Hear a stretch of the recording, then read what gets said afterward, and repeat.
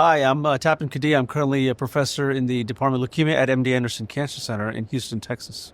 I'm really glad to be here at ASH. Lots of great meetings. And one of the studies that we're going to present is a clinical trial, a phase 2 clinical trial that we're doing at MD Anderson.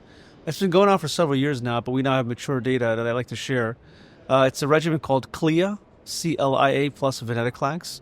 The CLIA is a chemotherapy backbone for the treatment of newly diagnosed acute myeloid leukemia. And so it's composed of Cladribine, Idarubicin, and ARC or Cytarabine, given the CLIA regimen. Then we added Venetoclax to that. And the background on that is that we've been using CLIA for many years because it allows the addition of Cladribine with Cytarabine to have higher response rates and synergy in patients with AML. Venetoclax, which is an oral drug that inhibits a protein called BCL2, became available for the use of in older patients with newly diagnosed AML with lower intensity therapy. So we hypothesized that the addition of Venetoclax to the CLIA regimen would actually improve response rates in young and fit patients and improve response rates. And so we combined the two regimens together, and we came up with CLIA and Venetoclax. The study allowed only patients under the age of 65 years because it is a very intensive regimen. As you know, as you get older in age and also in your fitness, it's harder and harder to tolerate intensive chemotherapy. So it was selected for patients who are fit and who are under the age of 65. The patients received chemotherapy. What they found is with the first cycle of chemotherapy, the complete remission rate, which is composed of complete remission and incomplete count recovery, was 94%. So 94% of patients who received one cycle of therapy achieved a complete remission with their acute myeloid leukemia. And on top of that, the depth of remission was outstanding. So 89% of those patients who had achieved a remission had what's called an MRD negative remission. And this is a method to detect a very minimal residual disease at a very low level, down to 1 in 10 to the minus 4. So very deep remissions just after one cycle of chemotherapy.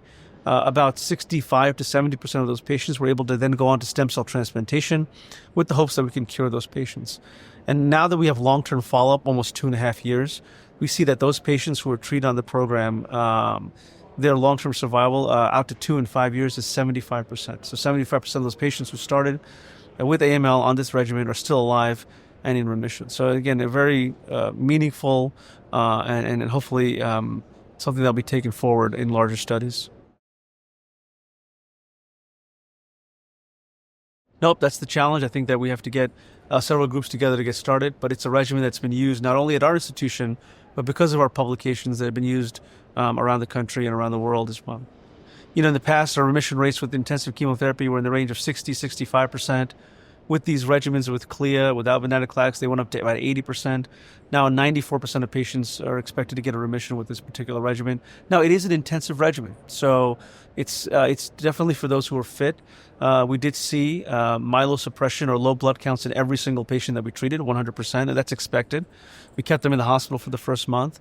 There was a high rate of infections, serious infections like pneumonia and bacteria in the blood and sepsis and things like that can happen, but they're all very well managed. In fact, the early mortality rate was only 1%. We only had 1 death in 4 weeks, which we, in the past and back in the day, we used to expect many more.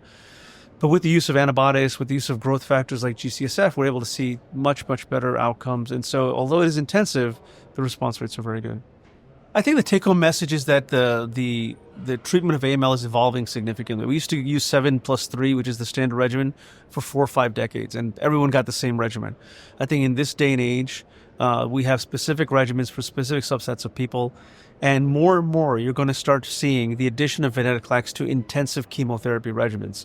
The revolution of Venetoclax and HMA or Vidaza has already happened, and we're living in it. It's great. Older people are getting therapy.